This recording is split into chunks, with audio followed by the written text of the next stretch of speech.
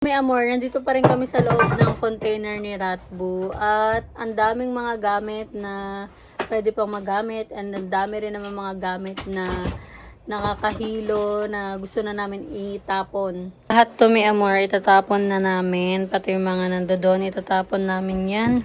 May set din dito ng speaker ni Ratbu pero itatapon niya na rin daw kasi meron naman daw kaming speaker sa bahay. Dami mga gamit na pwede pa, pero itatapon na. Hello, my amor! This is Ismaela Curl, living in Australia. Your pambansang Lot B, nahubang Lot B, dagwa ang Lot B. If I'm new in your eyes, I hope that you can subscribe my channel and don't forget to hit the bell icon below to notify you if I have a new video. So, i-follow nyo ako ha, dito sa YouTube ko, may amor na uban na Lot B. This video, ang bablog natin ngayon, nandito kami ni Ratbu sa kanyang container. So, dito nilalagay yung gamit kapag, kunwari, nabenta mo yung bahay mo, ganar. So, nandito yung container namin ni Ratbu, isa dyan. And sa Perputik. Sa mga hindi nakakaalam, andito tayo sa Australia. Introduction ko pa lang, sinabi ko na. Yun introduction. So, ayan. Bubuksan lang namin yung container namin. And Saturday ngayon, kaya ang mangyayari is, ano mo mangyayari ngayon? Bubuksan namin yung container, tinignan namin yung mga lumang gamit ni Ratbu, kung ano yung makikita natin sa doon. Sabi niya may camera daw siya, etc. Kaya, let's go into it. Go! Kalimutan na i-follow, i-subscribe ako dito sa YouTube, may amor ha. Kasi dito na tayo mag-update ng buhay natin at lahat-lahat. Dito na natin aasikasuhin ang mga bagay-bagay. Charis! Ito na ang nasa loob ng container ni Ratbu. Ayan ang mga kagamitan niya nung sinaunang panahon. Kasi itong mga gamit niya dito, 10 years na to. Yeah. Alright. Okay, that's our car. You will fill up that. Hello, may amor na ba na Lot B? Alam nyo ba? First time kong makakita ng container na ano, na tawag dito. Kung nanonood kayo ng ano, yung na-stuck sa loob ng bahay ni Lola Charis. Yung na-stuck na mga tao, di ba nagma-migrate sila sa ibang banyo, tapos pumapasok sila sa dito sa mga ganitong container. Basta alam nyo na yung ibig ko sabihin, yung nasa Netflix. So, maraming container dito, may amor. Ayan, hindi lang isa, kundi sobrang dami. At sana may makita tayong maganda dito na magagamit ko, may amor na uban na Lot B. Gusto kong sabihin na itong setup ng ganito, yung mga container, napapanood ko lang sa movie, yung sa Action Star, nagtatalunan sila sa container, ganun. Ano-anong pinagsasabi mo, may amor? Basta panoorin nyo na lang yung vlog ko.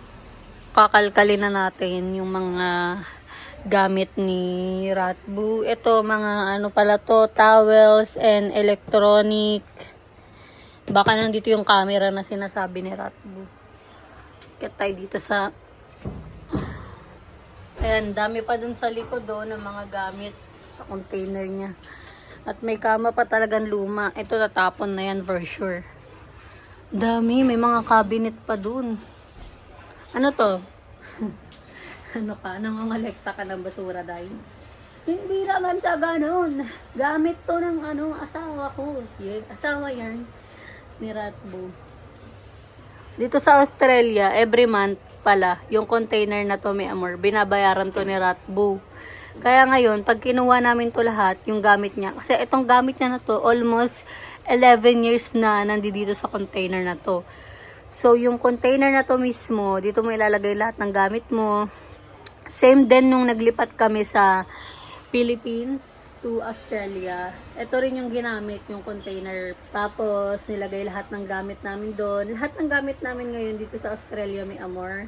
Ano siya, galing siya sa Philippines. Lahat, pati mga TV, ganyan. Ang totally na binayad namin doon, Philippines to Australia, 400 to 500,000. Base lang sa akin to, base lang sa reference ko. And base lang din sa binayaran namin pa lahat na yung kasama na, simot na lahat ng gamit mo. Ayan, depende rin sa gamit mo syempre.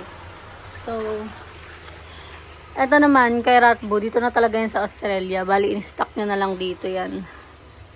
Dami ring tao na nagkukuha ng mga gamit nila, ganyan. Katagan ni Ratbo dyan ng color white na Emberla. Kasi, tignan nyo naman, very wet ang floor. So, pipiliin namin yung mga gamit ni Ratbo na kung ano yung pwede pa dito sa container niya at hindi pwede.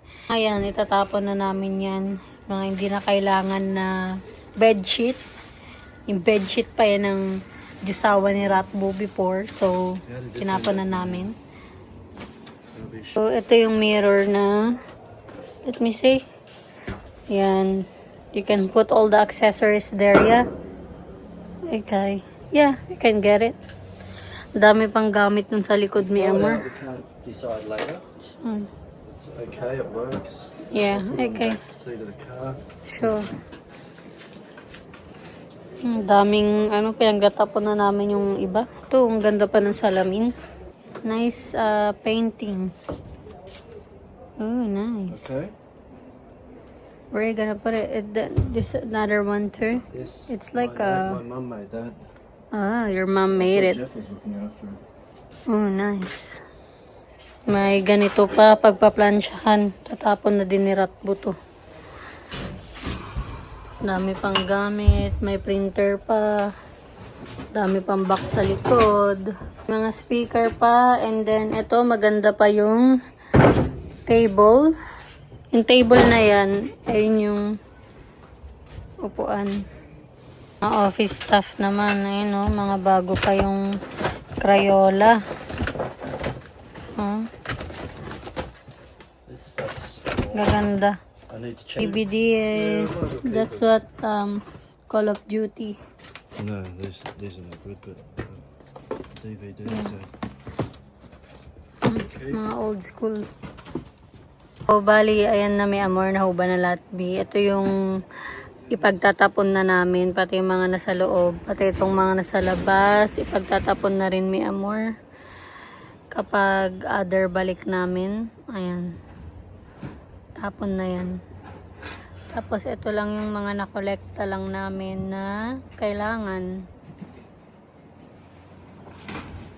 Cabinet, speaker, pang, gym bench, tapos yung mirror, tapos yung ang tawag dyan, yung pagpaplansyahan. Ito, tatapon na din. So, hindi na rin kami nakapunta sa beach may Amor na uban na Latby kasi suffer busy.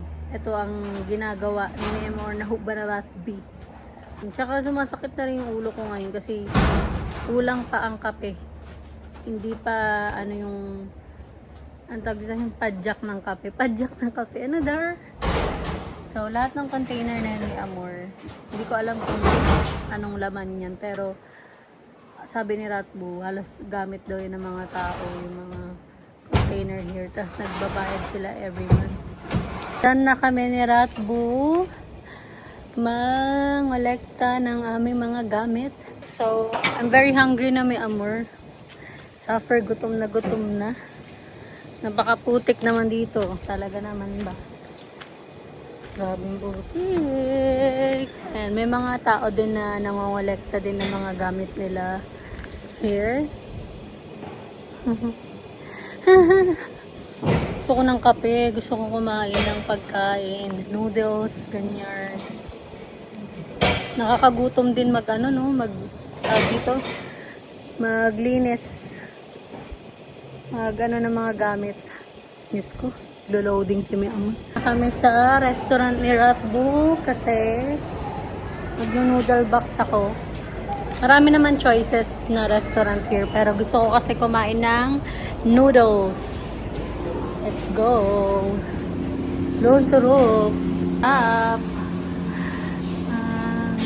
Kain tayo may Amor. Nag-order ako ng chicken wings. And also, nag-order ako ng noodles na Chinese spicy noodles. Kain tayo. Then after ko kumain may Amor, after namin kumain ni Ratbo, for the go home na kami kasi Ang dami naming inasikaso dun sa container niya. So, yung mga napili namin na gamit, asikasuhin din namin. Parang naglipat lang kami sa Philippines. Kain mi amor. Sige na, kain mo na ako. And then, I gonna end this video na thank you so much sa support. Kaya tayo nag-YouTube na kasi para maging alive din yung lahat ng social media platform ko, Facebook ko, Instagram, and YouTube. All in one. Thank you! Don't forget to follow, subscribe bala, my YouTube channel. Mwah.